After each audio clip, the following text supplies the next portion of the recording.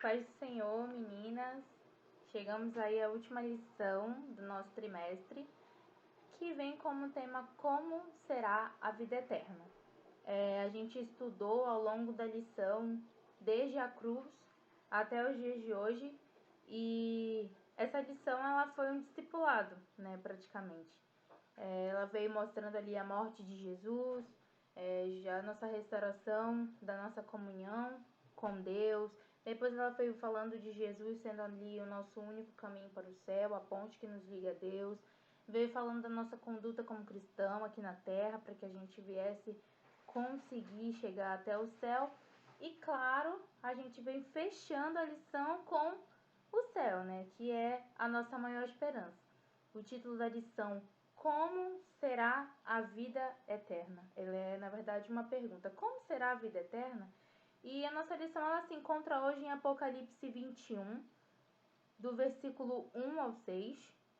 O nosso versículo base da lição ele está em Apocalipse 7, e o versículo 17, que diz assim: Pois o cordeiro que está no meio do trono será o pastor dessas pessoas, e as guiará para as fontes das águas da vida, e Deus enxugará todas as lágrimas dos olhos delas. Hoje é uma lição que nos traz esperança. A gente está vendo os sinais da vinda de Cristo. A cada dia mais eles têm sido mais evidentes para nós que estamos esperando por esse momento. E o que eu tenho a dizer para vocês já nesse início de aula é que está chegando, né? O tempo ele está findando, Jesus ele está vindo, a vinda dele está próxima. E como que nós estamos diante de Deus, né? Será que a gente está preparado para esse momento? Como que está a nossa vida espiritual, né? Como que a gente está? Como que, se Jesus, eu não estou falando só da vinda dele coletivamente, que a gente tem fé e crê que ele vai vir um dia arrebatar a sua igreja. Mas e se Jesus viesse hoje para mim, né? E se hoje ele viesse para mim, que eu quero dizer para vocês? E se hoje eu já tivesse que ter com Deus, acontecesse um acidente ou algo parecido? Será que eu estou preparada para me encontrar com meu Deus?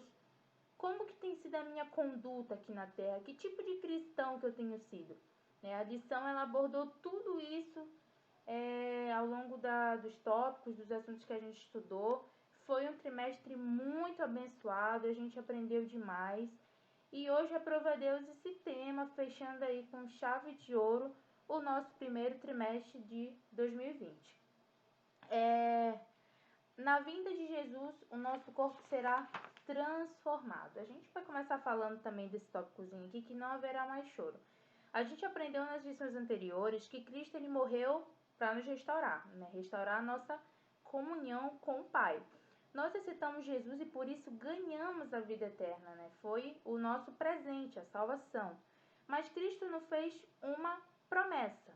Ele virá nos buscar e nos levará para a cidade santa, que está preparada nos céus para todo aquele que nele crê. A palavra diz que nem olhos viram, nem ouvidos ouviram, e nem cogitou em mente humana aquilo que Deus tem preparado para aquele que nele crê, né? Então, nunca assim passou nenhum relapso na nossa mente, nunca a mente humana foi capaz de cogitar a grandeza do que Deus tem preparado para a gente, né? Como que Ele vai nos receber, como que será, como que é o céu. A gente não tem noção do que Deus tem preparado para nós. A nossa mente ela é muito limitada para isso.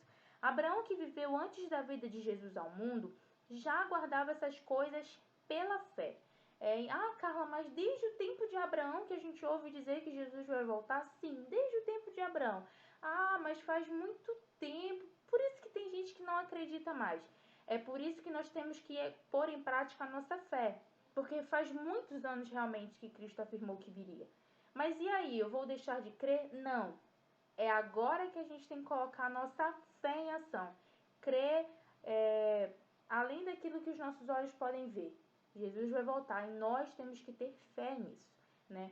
E vamos lá já para o tópico que fala assim: na vinda de Jesus, o nosso corpo ele será transformado, né? O que acontece? A transformação do nosso corpo em um corpo que não pode mais morrer só será possível porque Jesus condenou a morte na cruz. Com todas as vezes que a gente ia estudar sobre a lição, o que eu falava para vocês? Todas as lições desse trimestre vão nos levar à cruz.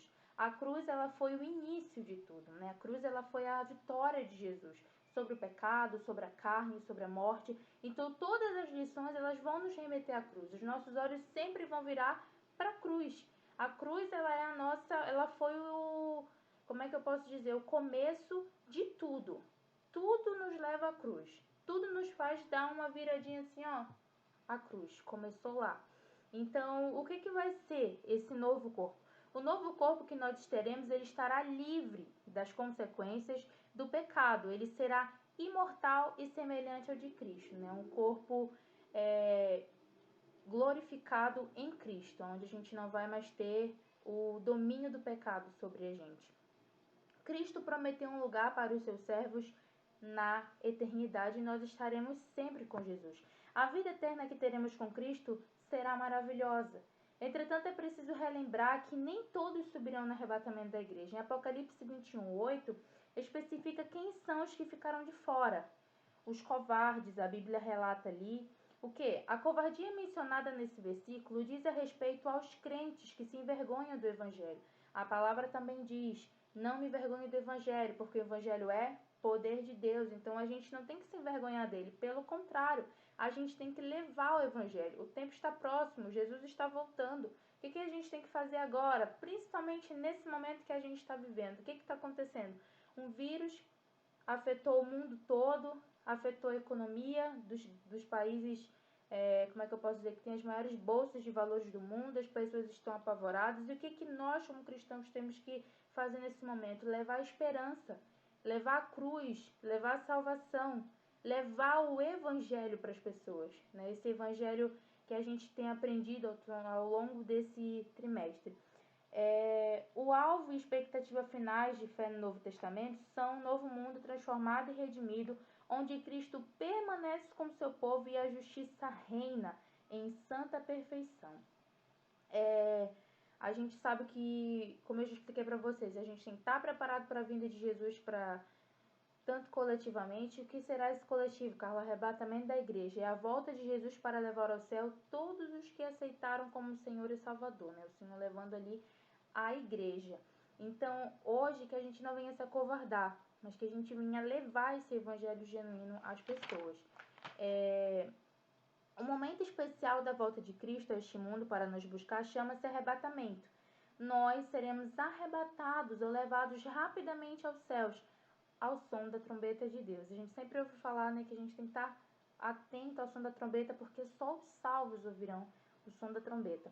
O mestre afirmou que estaria preparando um lugar especial para nós, a fim de que estejamos para sempre com ele. A Bíblia nos dá pistas que revelam o quanto a eternidade será maravilhosa. Eu fico feliz e emocionada de falar do céu, porque é a nossa maior esperança.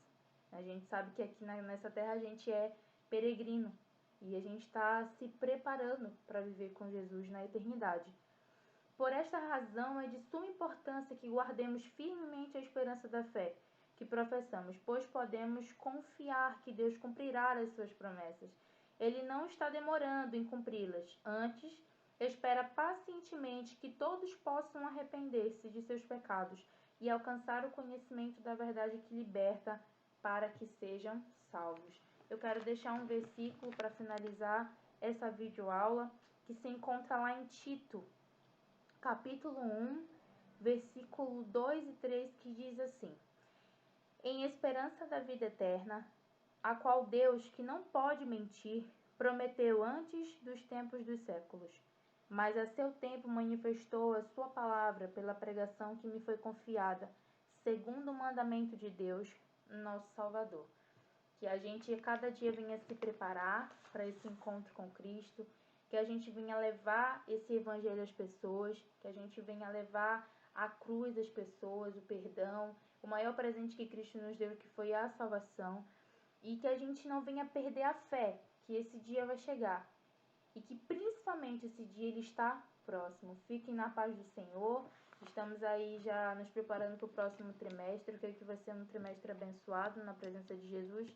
E que a gente não venha deixar de orar pelo nosso país, pela nossa cidade, para que Deus ele venha, como eu posso dizer, para que Deus ele venha nos ajudar nesse momento, né? A gente sabe que tudo está sob o controle dele e tudo que está acontecendo não está fugindo do controle dele. Se está acontecendo essas coisas é porque foi Deus quem permitiu. Então a gente pede que vocês continuem orando pela Escola Bíblica Dominical, pela liderança, por cada professor, pelos coordenadores, e que Deus abençoe a todos nós. Em nome de Jesus. Amém.